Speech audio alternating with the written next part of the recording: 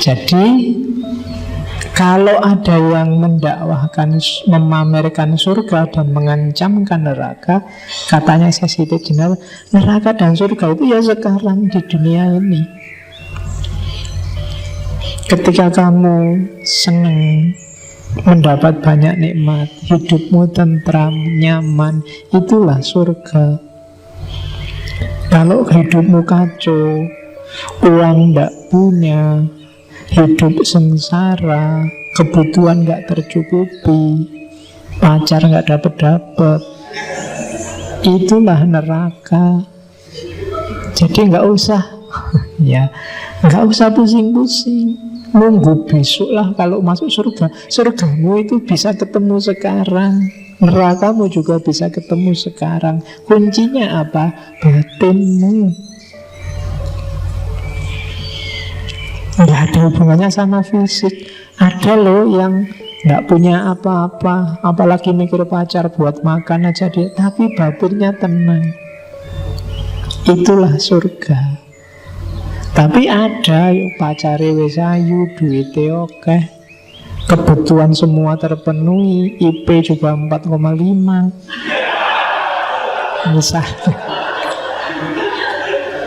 tapi sumpek terus, pengen inilah, pengen itulah, nggak ada habisnya. Itu neraka. Kamu tersiksa mati-matian. Jadi katanya Siti Jenar, enggak, surga dan neraka itu di dunia ini, bukan besok.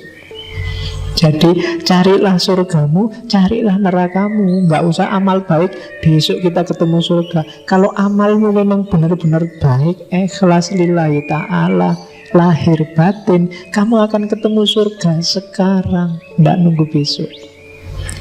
Kalau batinmu kacau, rusak, nggak karu-karuan, galau, ya nerakanya nggak nunggu besok, sekarang. Kamu melakukan kejahatan, kamu melakukan keburukan, nerakamu akan ketemu sekarang. Rasakan sendiri akibatnya sekarang di dunia ini, tidak besok. Jadi surga dan neraka versinya Siti Jenar itu nggak nunggu besok. Enak dan senang yang sifatnya fisik, seperti digambarkan dalam nas-nas tentang surga dan neraka, itu bukan besok. Kalau di akhirat fisik nggak terlalu urgent, dunianya sudah beda. Jadi surga neraka yang digambarkan agak vulgar di Al-Quran itu kan isinya kenikmatan duniawi, makan makanan, bidadari, itu kan sebenarnya kenikmatan duniawi yang sekarang juga bisa kita dapatkan. Kalau uangmu banyak, kamu ke hotel bintang 5, itu ya mirip-mirip gitu aja, butuh apa-apa datang. Bidadari sak kapoke kalau uangmu cukup. Kamu mau pesen berapa, gonta-ganti semalam 7 kali juga bisa. Gambarannya kan mirip kayak gitu. Maka bagi saya Siti Jenar enggak nunggu masa di akhirat kayak begitu. Itu semacam pancingan. Setiap muslim tetap rumusnya inna lillahi wa inna ilaihi, dari Allah menuju Allah. Untuk level tertentu memang surga dan neraka penting untuk mengarahkan hidup. Sama kayak anak kecil tadi, biar mau sholat dikasih hadiah, nanti kalau sholatnya lengkap bisa hafal Quran, tak kasih gini loh. Itu kan untuk menarik mereka ke situ. Setelah di situ ya sudah, dia merasakan hakikatnya, kesejatiannya. Surga dan neraka nggak penting lagi.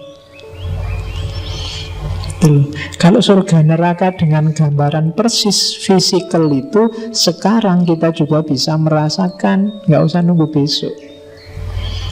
Nah, itu tentang surga dan neraka. Oke, ini pandangannya selanjutnya. Syukur kalau saya sampai tiba di alam kehidupan yang sejati. Jadi ini kan ketika Siti Jenar diancam, sudahlah kalau kamu terus-terusan ajaran kayak gini kamu sebarkan, ya resikonya kamu akan dihukum. Eksekusinya ya mesti mati, karena kamu dianggap murtad, ajaranmu keluar dari mainstream. Jawabannya Siti Jenar, ya syukur kalau saya sampai tiba di alam kehidupan sejati. Sejak kemarin saya nunggu-nunggu kapan waktuku untuk nyampe ke hidup yang sejati, bukan alam kematian ini. Lah kok diancam dihukum mati, ya alhamdulillah. Sama kayak Halak kemarin kan, alhamdulillah dihukum mati. Dalam alam kematian ini saya kaya akan dosa. Siang malam saya berdekatan dengan api neraka. Sakit dan sehat saya temukan di dunia ini.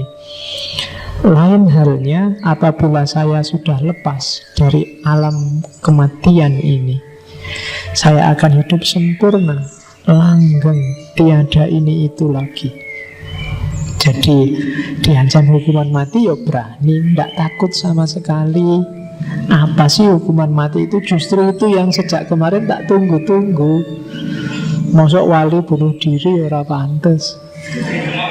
Tapi nek dihukum mati, ayo, tidak takut sama sekali. Ya, seminggu lalu saya bilang kan bahwa aulia Allah, inna aulia Allah itu la khaufun alaihim walahum yahzanun. Nggak sedih, nggak takut. Wong cuma hukuman mati, apa susahnya? Nggak akan nyewa pengacara, biar aja.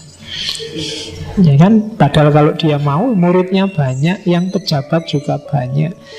Kalau mau merontak perang ya meskipun mungkin kalah, tapi kan ya bisa saja. Tapi kan enggak. Komunitasnya tadi kan mulai ujung Jawa bagian barat sampai Banyuwangi, Jawa bagian paling ujung timur, sudah ada komunitasnya. Kalau itu disuruh bergerak itu sudah luar biasa. Tapi kan enggak. Ngapain sih sibuk banget di dunia? Wong dunia ini alam kematian. Jadi syukurlah kalau aku mau dihukum mati, itu tak tunggu-tunggu. Aku tidak akan takut. Cuma kemudian ada versi yang bilang Siti Jenar tidak dieksekusi, tapi dia melepaskan sendiri nyawanya. Mirip kayak cerita di Buddha, Muksa. Jadi Muksa itu nggak dibunuh, nggak diapain, ya sudah, sekarang sudah saatnya pergi, begitu saja. Dan itu kalimat yang indikasinya ke sana itu ada di salah satu serat. Jadi katanya Siti Jenar waktu ditantang, menduakan kerja bukan watak saya. Siapa yang mau mati?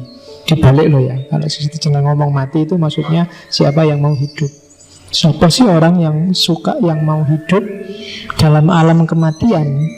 Orang kaya akan dosa. Di alam ini tuh wong kakean dosa. Oke.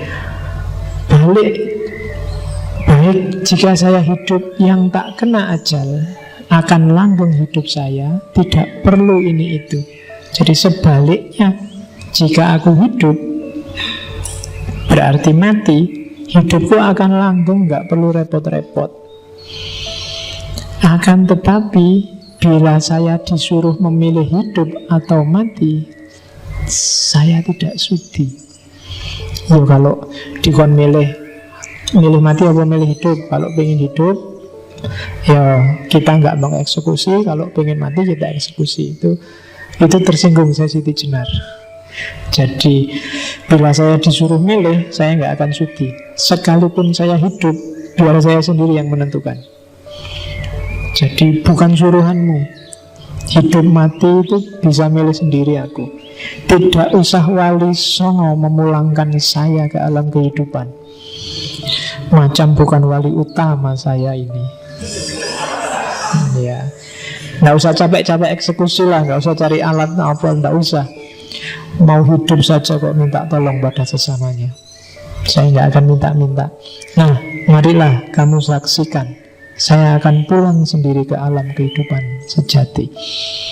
Nah, terus ya begitu saja, terus nyawanya keluar, ceritanya selesai.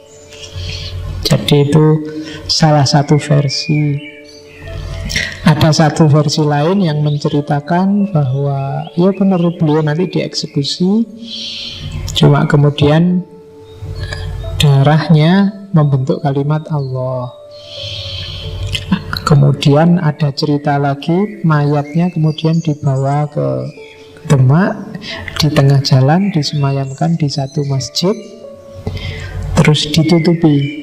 Malam-malam para wali melihat dibuka, terus bercahaya, baunya wangi. Terus mereka takut. Ini kalau masyarakat tahu, semakin diidolakan Siti Jenar. Akhirnya mayat yang bercahaya dan berbau wangi itu disuruh disingkirkan.